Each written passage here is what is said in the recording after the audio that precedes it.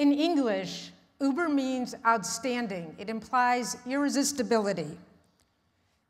It's been an Uber year for sponsorship, and today I want to talk 4 milestones, 4 new P's of marketing, and the 4 pillars of Uber sponsorship. The first milestone, social and digital.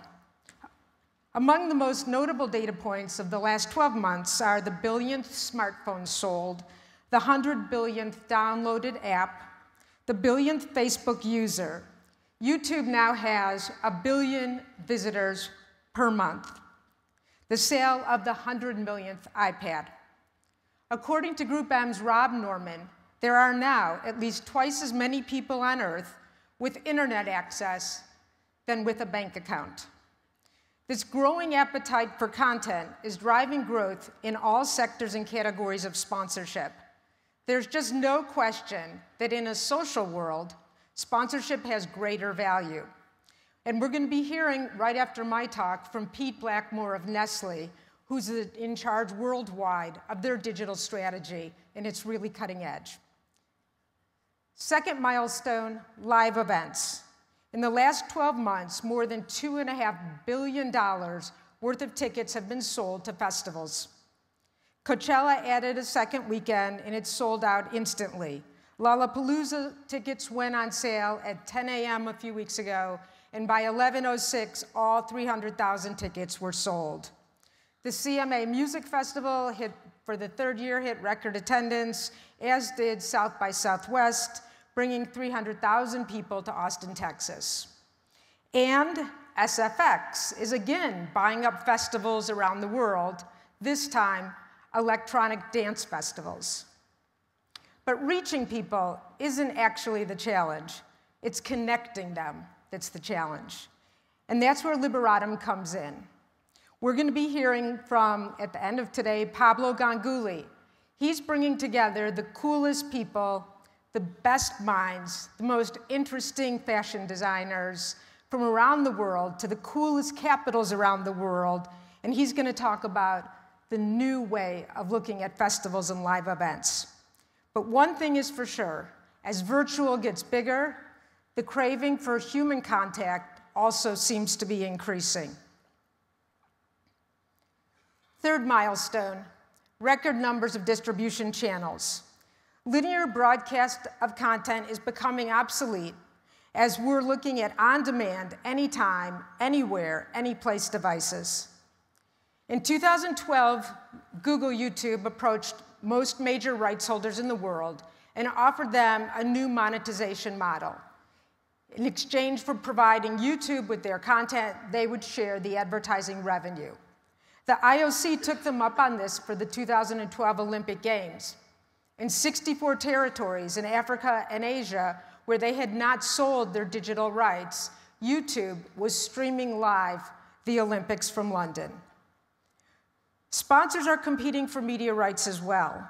Football Association sponsor Budweiser is streaming Football Association matches live on its Facebook page. And increasingly, sponsors are using their own media, their own channels. Telstra's new deal with Australian Rugby includes all of the league's mobile digital rights. And in Mexico and in Latin America, Coca-Cola TV is producing festivals and events like the recent Paul McCartney Festival for streaming on Coca-Cola TV.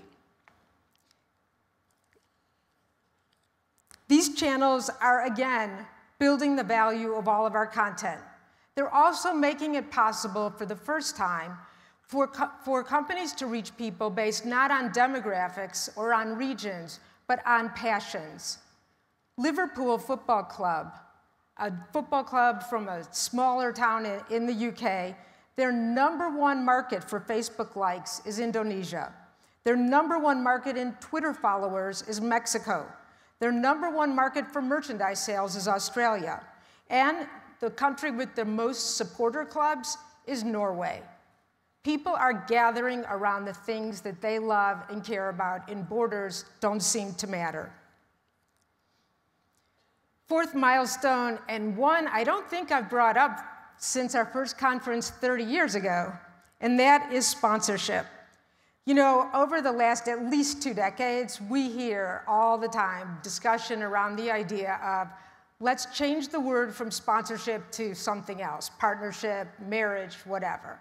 But if you look at that definition of sponsorship that was introduced 30-something years ago, the right to the exploitable content associated with a property, that was never more true than what we've seen in the last year.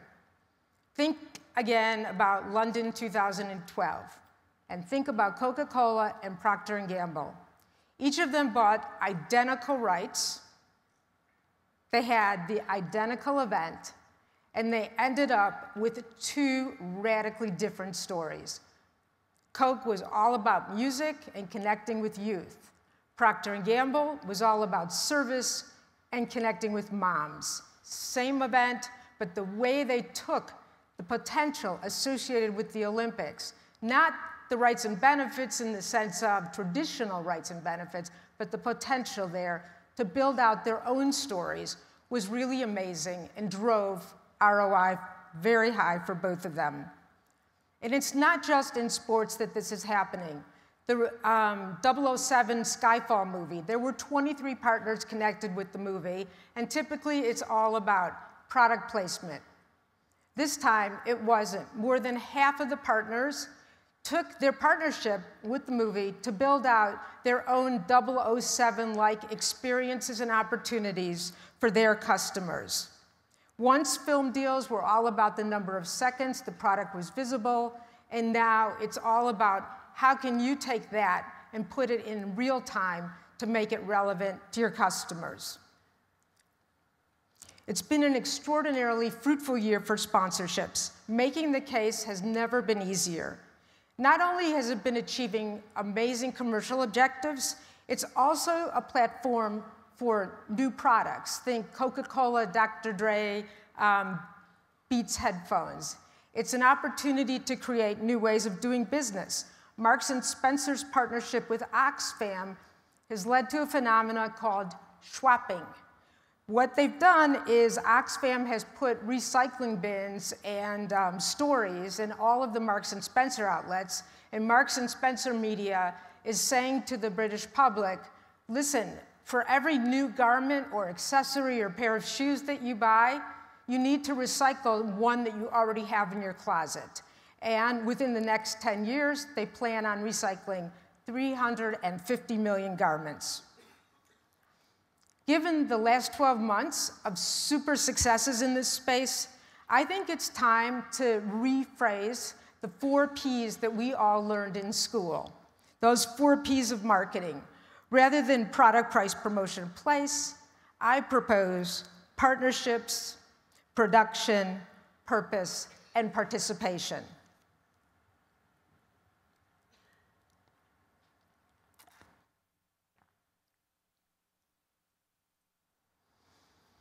Partnerships. Partnerships now are being defined as much as by the platform than they are by the individual properties within it. Take Pepsi's deal with Beyoncé.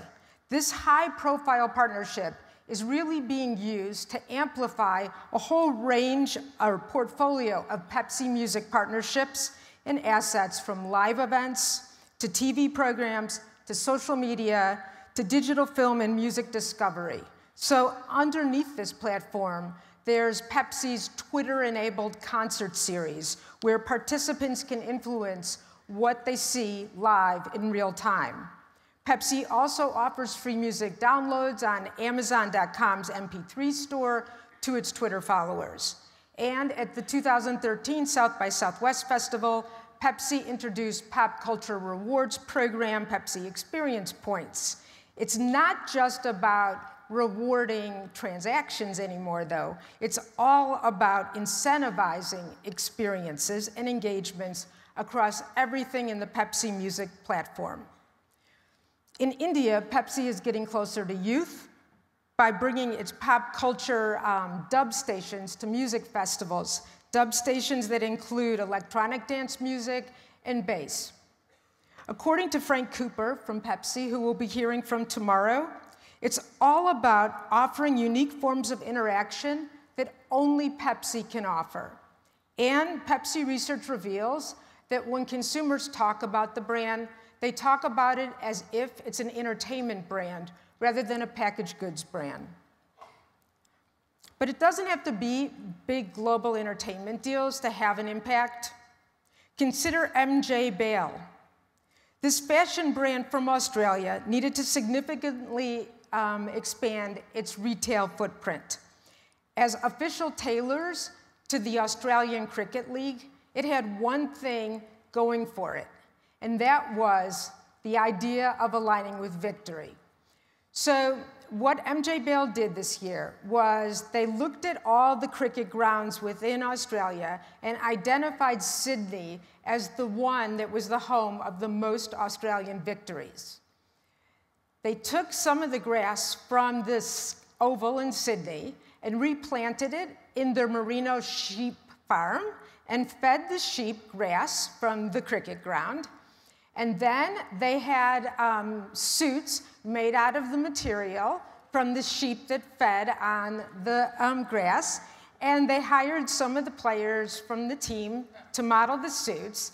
And as a result, within the first year, they got distribution in Australia's 34 largest retail outlets.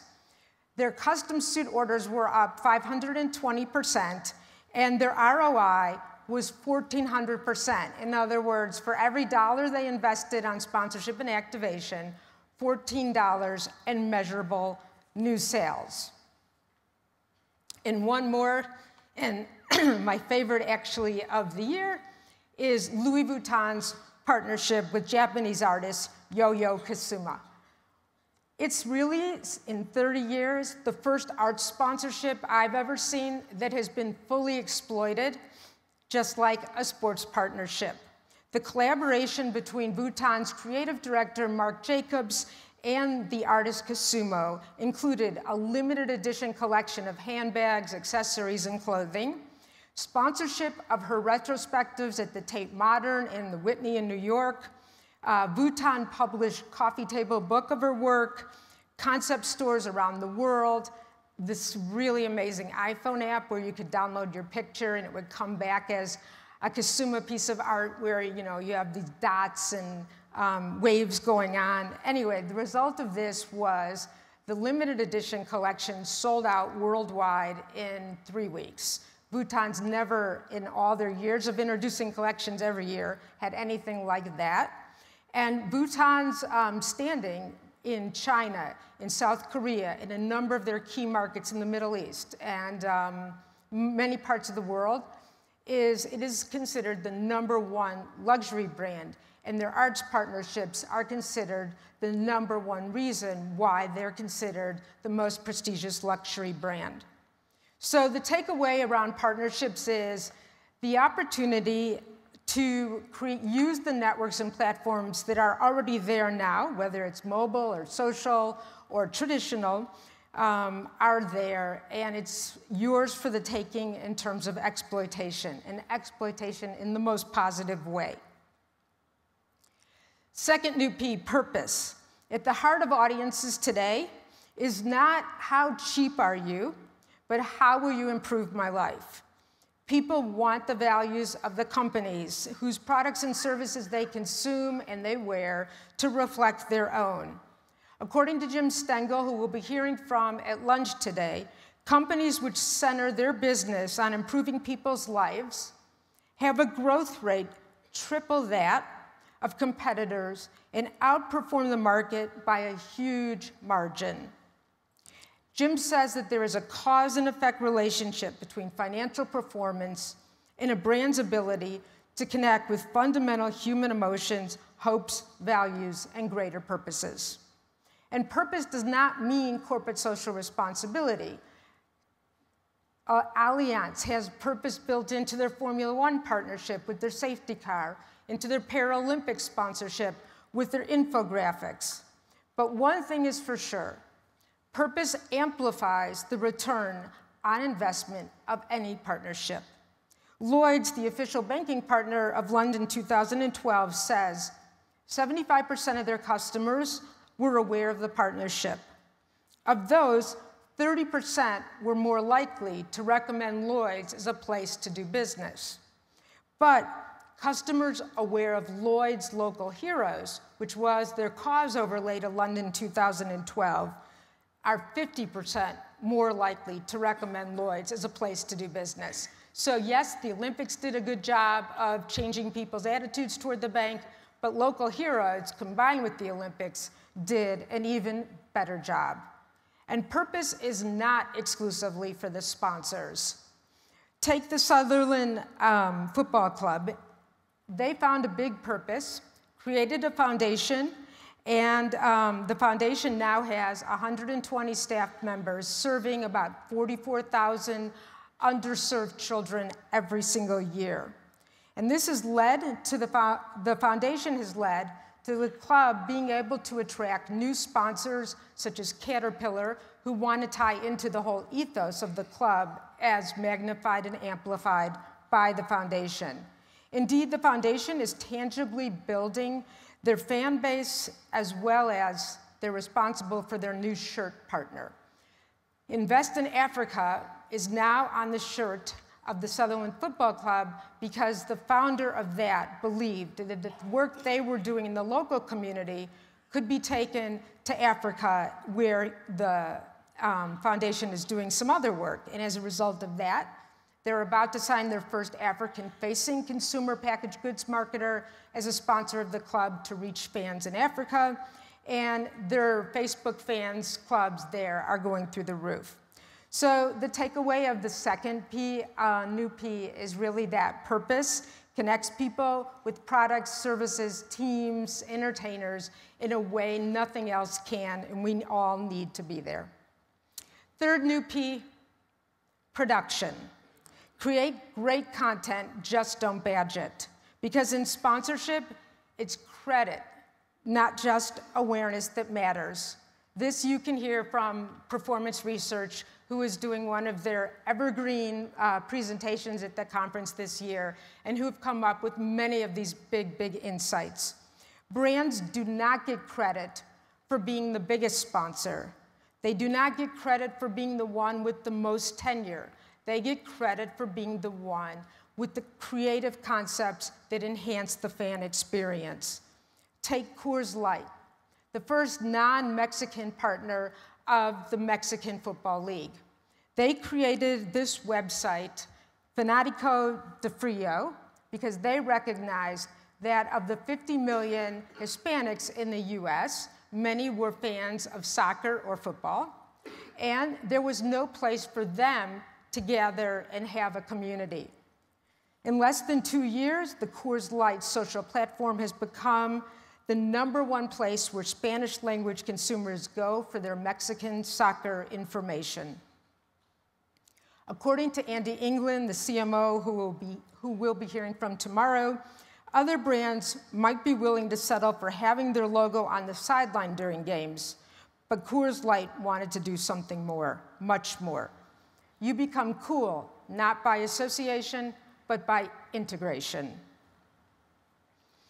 There's so many examples now of sponsors becoming the producers of the content, whether it's primetime TV, whether it's record labels, whether it's apps and games, whether it's live events, Smirnoff Midnight Circus, BMW Guggenheim Lab, Mercedes-Benz Avant-Garde Diaries. Last year we heard about the Intel Creators Project. Creating content is not only effective, it's highly efficient. The takeaway, don't just piggyback on what exists, use your partnerships as a springboard to become a creator. Fourth and final new P, participation. What are the platforms to most effectively translate your partnerships from just standard old rights and benefits into something that inspires your customers and prospects to actually participate? Because as the information web has transformed into the entertainment and participatory social web, the stories that any of us can tell about our own brands are dwarfed by the stories that others tell about them. So one of these on your left is a picture of the Saucony Run for Good app. And this is a great example, I think, of participation. Saucony is a big sponsor of running, and this is an app for anybody, free app to download.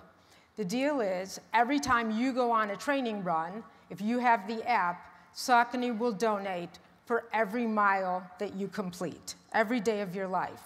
The other app is from Telefonica, and it's called the Kid Rescue app. And it's in Colombia, where there's thousands of kidnapped children every year being put to work and never found again. And Telefonica made a partnership with the #1 nonprofit that's working to bring these kids back and put them with their families. So this is a phone app that if you're driving to work or going anywhere you're going, walking, driving, and you see a kid on the side of the road working that looks like he or she is school age and should be in school, you snap a picture, it's automatically linked in to the police department. They go and match it across their database, and if it is a match, the police come and take the child and put them back with their family. And to date, over 237 children have actually been put back with their family as a result of this app. Participation will really drive conversation in ways other things will not. We'll be hearing from the founder of Movember tomorrow, and he says that almost every registration into Movember comes not as an individual registration, but as a team participant. Social research reveals that in these tougher times, many people are finding pleasure and satisfaction by doing things together. People actually need community and connectivity to thrive as individuals.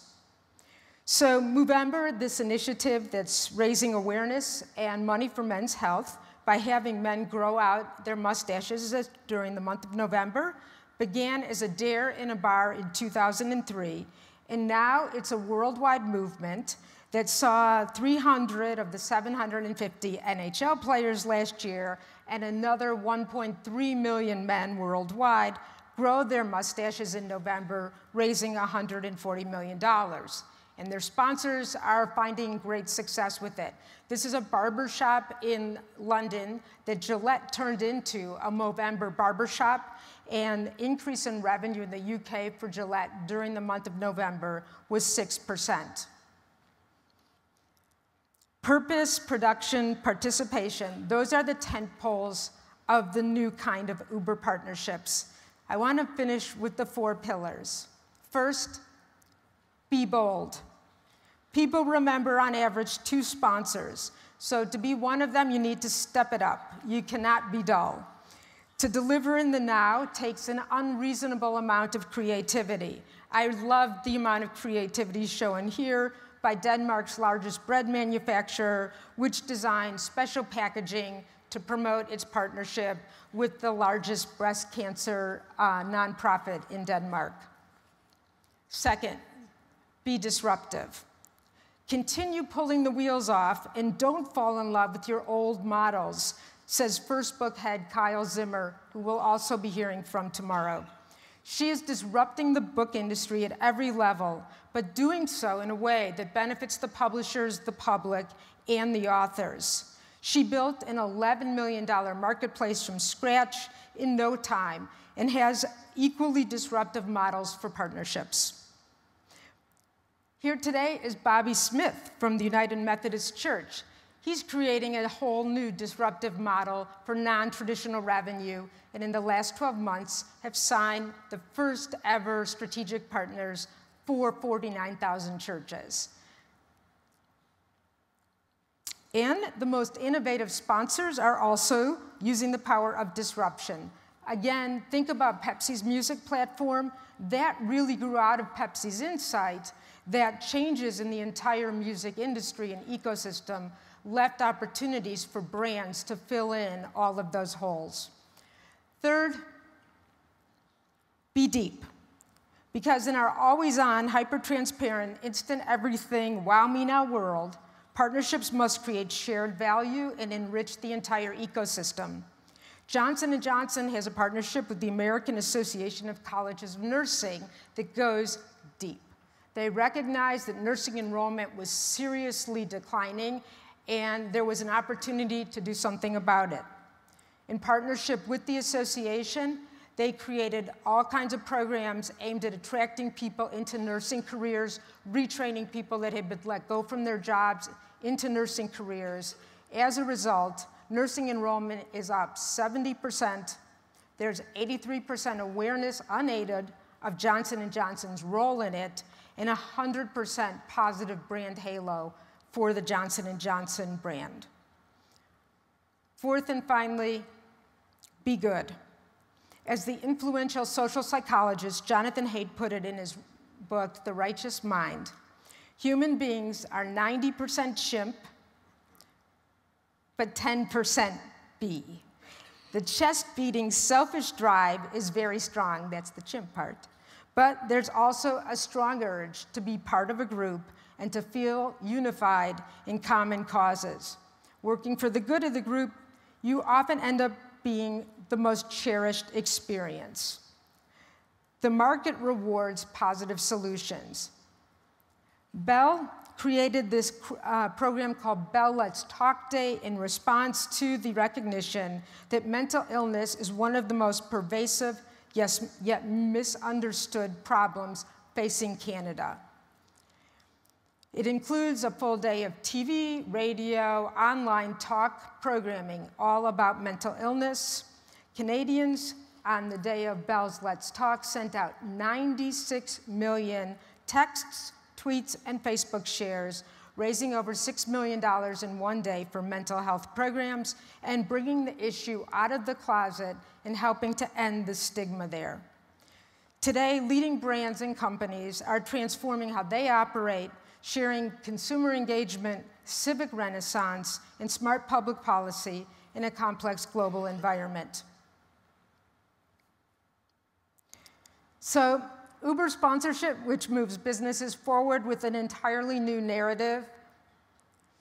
It puts solutions rather than badging at the heart of the brand proposition. It makes lives more entertaining, more meaningful, and more successful, is disproportionately rewarded. Uber sponsorship creates unimaginable opportunities for all of us in this room to have our work go to broader effect, to tap new budgets, and to increase our relevance in boardrooms, in locker rooms, in chat rooms, in schoolrooms, and in living rooms. Have a Uber 3 days.